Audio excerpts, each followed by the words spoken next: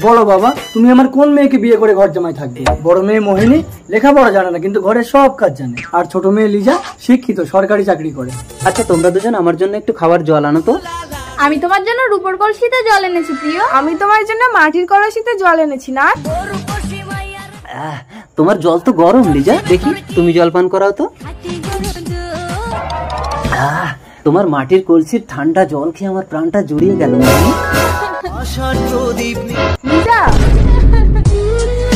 কাঁদিস না লিজা, আমি তো মায়ের মতো। মিথ্যে, তুমি পারবে তোমার বরের প্রথম সোহাগ রাতটা আমাকে দিতে?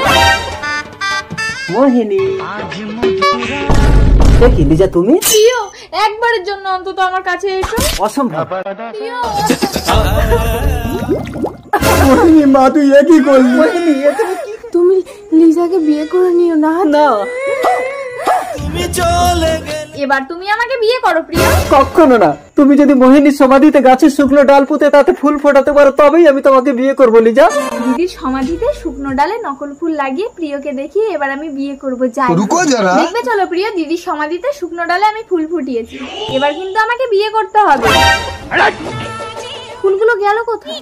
আবার নকল ফুল লাগিয়ে আড়াল থেকে লুকিয়ে দেখবো কে আমার ফুলগুলো নিয়ে যায়। এই, তুমি তাহলে প্রতিদিন আমার ফুলগুলো ফিনিশ করে দাও কেন? তোমার জন্যই প্রিয় আমাকে বিয়ে করছে। কারণ আমি তোমাকে বিয়ে করতে চাই লিজা। স্বপ্নে সেই দেশে